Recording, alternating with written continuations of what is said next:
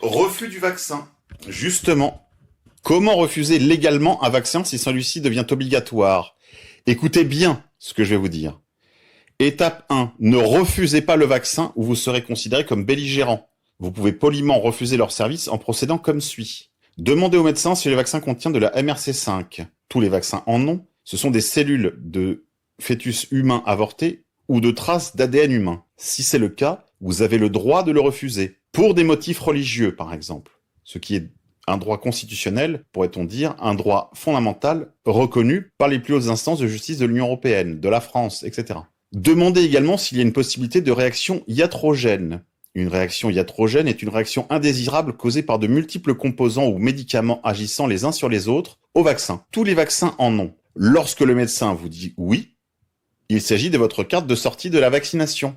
Remerciez le médecin et partez. Rappelez-vous, les médecins ont prêté le serment d'Hippocrate, qui est de ne pas faire de mal, non nocere, et ils doivent le respecter. C'est ainsi que nous refusons légalement et respectueusement les services qu'ils offrent sur une base obligatoire, et il n'y a absolument rien qu'ils puissent faire à ce sujet. Maintenant, vous savez. Partagez donc cette nouvelle. Pourquoi est-ce que vous allez refuser de vous faire vacciner? Bonjour, vous allez bien? Moi, Bonjour. effectivement, je suis médecin à Marseille. Et je parle pas du tout pour mon institution, je parle pour moi. J'ai pas de conflit d'intérêt avec l'industrie vaccinale. J'ai 450 € déclarés sur Transparence Santé. J'ai pas de stock option, j'ai pas d'intéressement financier, contrairement à certains responsables en Angleterre et puis partout dans le monde.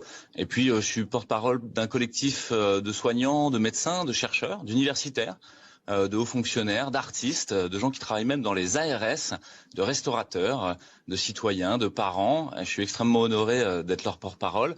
Et effectivement, et on cherche à sortir de la peur, on cherche à rouvrir l'espace du débat démocratique et scientifique. Je pense qu'il est complètement verrouillé par l'urgence. Louis Fouché. Quand Comment disent vos confrères, ils sont, ils vous comprennent ou pas? Non.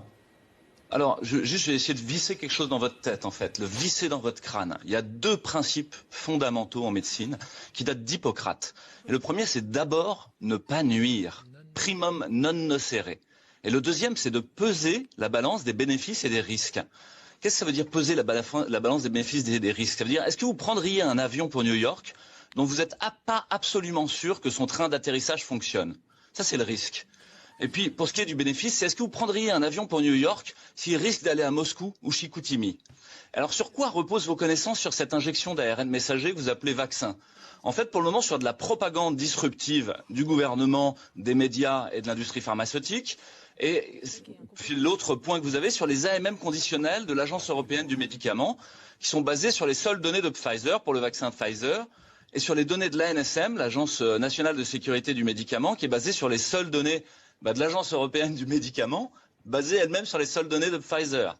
Pfizer, qui est cette entreprise philanthrope, bienfaitrice de l'humanité, désintéressée, qui a été condamnée à 2,3 milliards d'euros d'amende pour falsification de données, publicité mensongère et commission occulte en 2009. Qu'est-ce que ça veut dire commission occulte? Ça veut dire des valises de billets, de manière un peu imagée, pour des responsables, des dirigeants et des leaders d'opinion, qui a été condamné ces 10 dernières années à des millions d'euros d'amende pour les mêmes choses.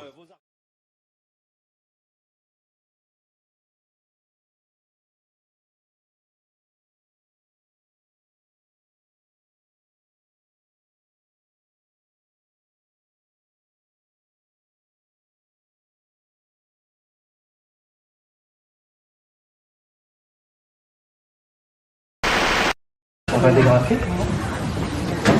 Hop, j'ai ça. Oui. Voilà. Hop, on va faire avec ça. Voilà. Ouais, on va faire à gauche. On va faire en haut là. Alors, je désinfecte, je me pince au bol, j'injecte, j'épique avec mon aiguille, j'aspire un petit peu pour voir si je suis bien ou non. Je vous injecte le produit, je lâche la peau, j'enlève ma seringue. Oui.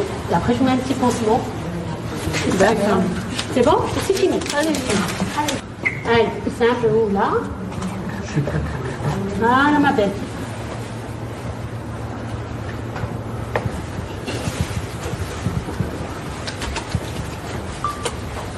Pas de panique. Alors, regardez, l'aiguille, elle est toute petite. D'accord? Et je ne veux pas vous injecter. J'injecte un petit peu, puis je vous injecte moi. N'en gâchez pas. Hein. C'est comme ça. Il faut injecter un petit peu. Allez, on y va. Vous êtes prêts? Allez-y. Voilà. Bien. Ça va? C'est bien. Très bien. Ça va. Aïe, aïe. On a fini, ma belle. Hop.